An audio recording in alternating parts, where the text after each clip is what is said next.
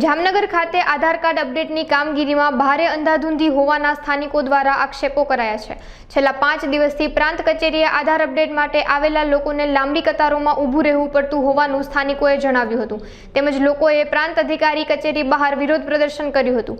મહિલાઓએ હોબાળો મચાવતા સ્કૂલ કે પોસ્ટ ઓફિસ જેવી જગ્યાએ આધાર અપડેટની કામગીરી સોંપવા અંગે માંગ કરી હતી। ધુલિયા જામનગર શહેર આ આધાર કાર્ડની કામગીરી સદંતર નિષ્ફળ ગઈ છે। અહીંયા અમુક એજન્સી દ્વારા ટોકન આપવામાં આવે છે, ક્યાંક 30 આપે, ક્યાંક 50 ટોકન આપે છે।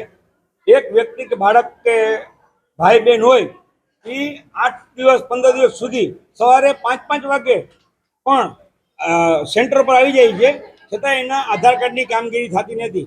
5-5 6-6 દિવસ સુધી ધક્કા ખાય છે, વહેલી સવારે આવી જાય છે।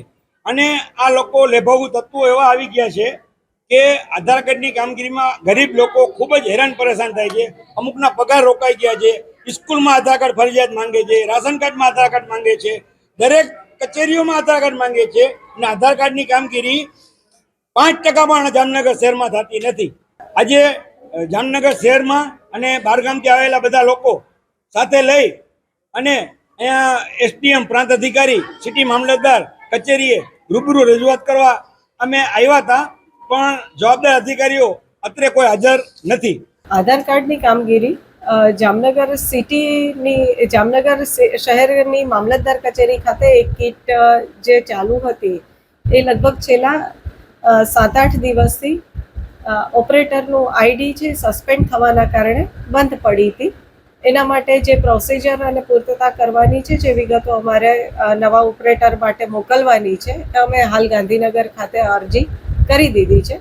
એટલે ટૂંકા સમયમાં ઝડપથી જ એ કીટ અમારી ચાલુ થઈ જાય એના માટે અમે પ્રયત્ન કરી રહ્યા છીએ।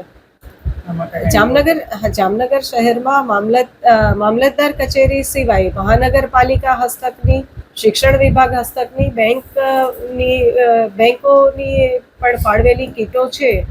એટલે આશરે 15-20 કીટો જામનગર શહેરમાં કાર્યરત છે। એટલે આ એક કીટ બંધ થવાથી અન્ય કોઈ પણ જે ચાલુ જગ્યા હોય, જ્યાં ચાલુ અત્યારે આધાર કાર્ડની કામગીરી ચાલુ હોય ત્યાં જઈ શકાય છે। લાલ બંગલોમાં અને જુદી જુદી બેંકોમાં કીટ ચાલુ જ છે।